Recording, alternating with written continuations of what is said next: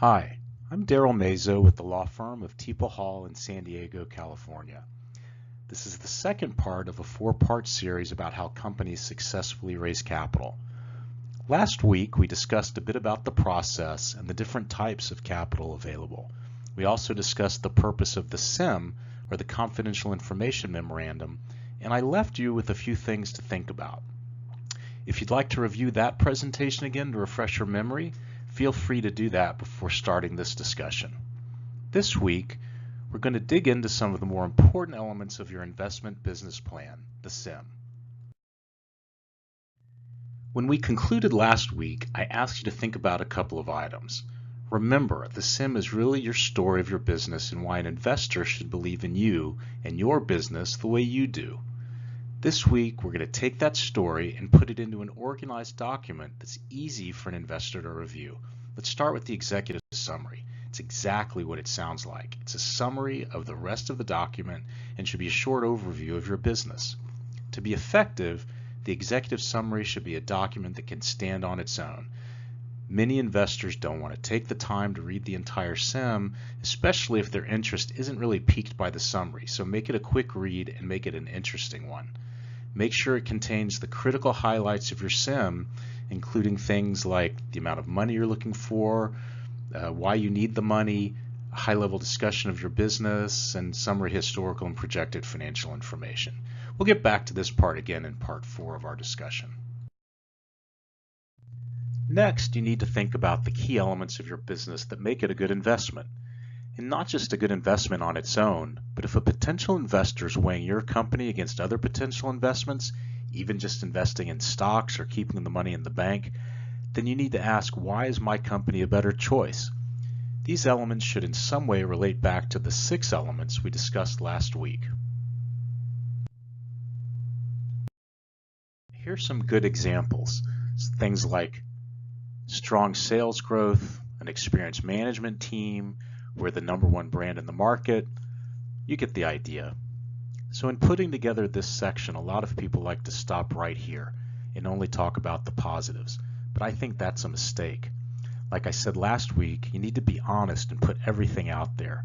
There have to be risks in your business. There are always risks, and if you think there aren't risks in your business, then you're only fooling yourself. So put them out there to begin with. Hopefully you have an answer to all of them. Some examples of risk could be that there's new technology that could eat away into your market share. Maybe your use of these funds is to implement a new part of your business that protects against that. Or maybe the switching cost of a customer is so high that it would be a long time before that new technology can impact your business. Or maybe you have long-term contracts that prevent customers from leaving. Whatever it is, explain the risk and explain how you can manage it.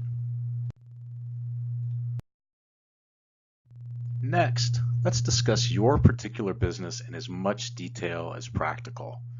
In this section, the business overview, you're going to review topics that are critical to your company, like the history, the products and services that you sell, the customers that you sell to, how do you market, who are your suppliers, manufacturing and service capabilities, your facility, what are your growth plans, and even things as mundane as what type of IT systems you have. These are all things that have made your company successful and will continue to do so in the future. It might sound like a lot, but honestly, it really is a lot. But listen, you already know these topics, and if you don't, then there really is something wrong. Let's go over each one of these in some detail. Each of these sections are really pretty self-explanatory, but let's start with the overview of your company. Let's discuss what your company does. Does it make a particular product? Does it provide a particular service? Are those products and services unique? Do you have patents or other similar intellectual property that give your company some type of competitive advantage? How long has the company been in business? Who are the owners of the business? Where's the company located? This is kind of a brief intro that leads to more detail as you further describe your business.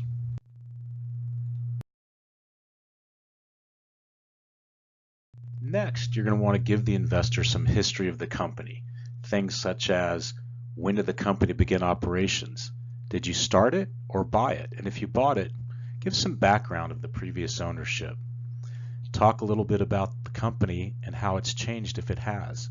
Have there been ups? Have there been downs? Have there been changes in the products or the markets? I think you get the picture with this one.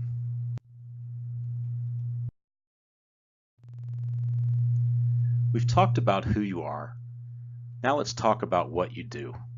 What products or services do you provide to your market? This is the place to be as detailed as possible.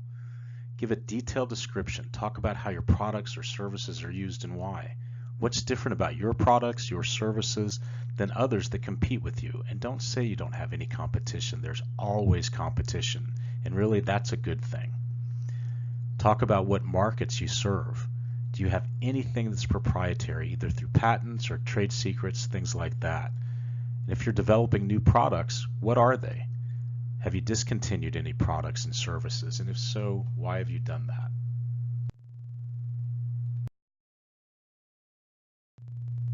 In the next part, let the investor know who your customers are. Maybe you want to give some names, or maybe you don't. Don't feel like you have to disclose something that you're uncomfortable with. And customer lists always seem to be a very sensitive item. If you don't want to list names, just give a description, something like National Food Distributor or something like that. You may want to give a list of the top 10 customers and what your sales dollars are to each. And again, don't list names. Just say customer number 1, number 2, number 3, etc. This is also the place to discuss what your sales channels are, and just as importantly, the type of customer you sell to. You should also describe, even if you think it's obvious, the type of customer. Do you sell to consumers? Do you sell to businesses? If you're a software or other type of tech business, maybe you sell to resellers. It's always helpful to put things in a table like the one you see here.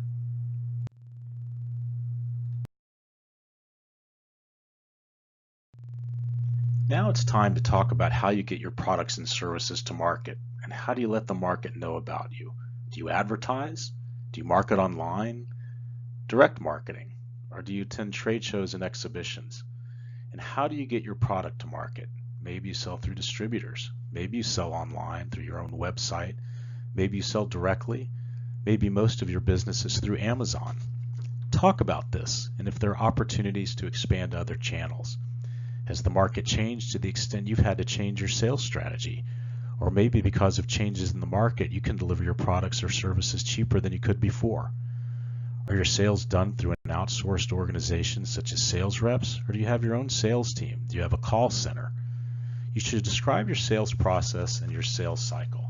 There's some products that have an incredibly long sales cycle. I used to be involved in the aviation industry. Big ticket items and very long-term contracts. Do you think that sale could be done in a day or a week or a month? No way. Some of these contracts, particularly with the military, took years to negotiate. It was like pulling teeth and probably more painful. But that was the process, and it's the norm for the industry. So let the investor know what it's like for you.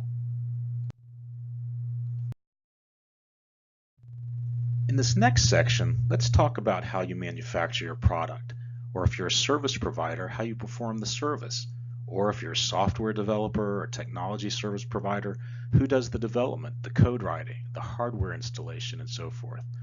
Let's say you're a consumer product company. You may manufacture everything yourself, but maybe you just focus on the development of all the product and the sales and want someone else to carry the burden of all that manufacturing overhead, so you use contract manufacturers. Maybe you're a young company and you can't afford your own manufacturing, either because of the expense of the equipment or you just don't have the volume to justify the expense of your own manufacturing right now. Explain that. Explain why you do or you don't manufacture yourself and what the benefits or negatives are. Is it too expensive? Is it less expensive? I don't know, but you should. It just might be that you're looking for funds to start doing your own manufacturing. And if that's the case, explain what benefits you're going to get from this. Things like quality control, lower costs, shortened delivery time, or capacity, things like that. If you're a service provider, this section is really exactly the same. Your strategy is to focus on customer acquisition, so you outsource the service to someone else, or you outsource the software development to someone else. Maybe you outsource customer service to call centers. Again, lay that out and explain why you're structured the way you are. Okay, Your base of operations. This is important for several reasons. Where are you located? Is it close to your customers? Is it close to your distribution channel? It could be that you're located where you are because of the cost of labor or maybe lower taxes. Talk about the size. Is your facility big enough for your operation and foreseeable growth? Or do you need to move sometime soon, either to a bigger or a smaller location? Do you rent or own the facility? And if you rent it, are there any issues with the lease, or is the lease coming due? Talk about things like that.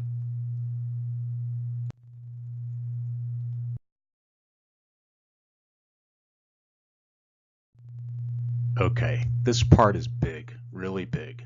Let's talk about the future. Any prudent investor is going to be looking to the future, not the past. The past is the past. It tells me what you did, but my money's for the future. I want to know what's going to happen, so you better be able to tell me. I'd hope that the future is bright and sunny, that lots of good things are happening now and are on the horizon. That would make me feel great about an investment. But there may be some issues coming up as well, and don't hide those. Don't leave out the facts that I need to know to make my investment decision. Because if those things do happen and I didn't know about them and you did, I'm going to be really pissed off, and things are only going to go downhill from there. Remember, an investor is investing in you. As we discussed last week, an investor needs to believe in and trust you. Don't start off on the wrong foot.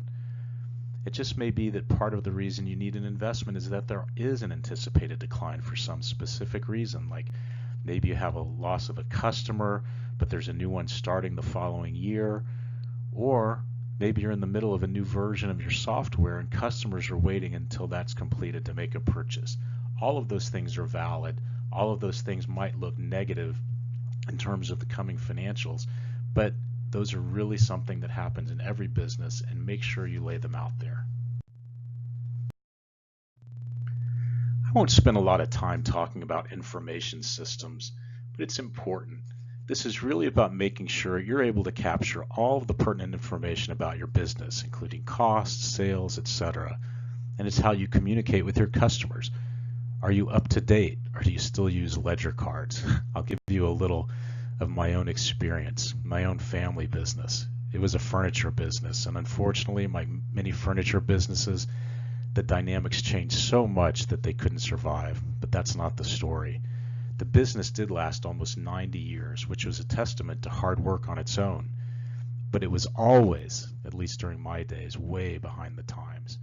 They used to keep all of their books, including financials, in actual books, just like you'd see in old black and white movies where the accountant wore those armbands and visors. Crazy. I don't think they got a computer until the late 90s, and even crazier, I finally convinced them to get a fax machine, but it took years, and by that time everyone was already using email. Hey, it worked for them, but I would have pulled my hair out.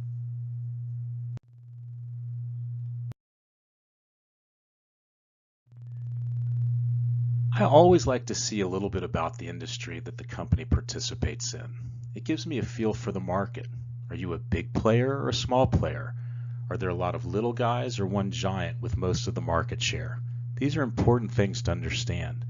Try to describe as much as you can, but without making the section too verbose. I want an overview. I don't want a market study. And always bring it back to you and your company if you can. Is there room for growth in the market? Do you participate in the broader market or just a segment, whether that's geographically or because of your product or service? If you can, describe why you have a competitive advantage as it relates to the rest of the competition.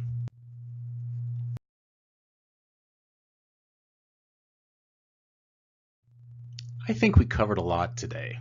There's a lot that goes into putting a SIM together, but like we discussed last week, this is your first and your best opportunity to tell your story. All of the information that goes into this document are things that you should already know, and if you don't, you need to, because an investor will want to know the answers to these questions. So like a Boy Scout, always be prepared, and like a lawyer, know the answer to the questions before they're asked. Next week, we'll finish up our discussion of the SIM with two very important subjects, people and financial performance. Until then, this is Daryl Mazo with the law firm of Teeple Hall. I hope you'll join me again next week.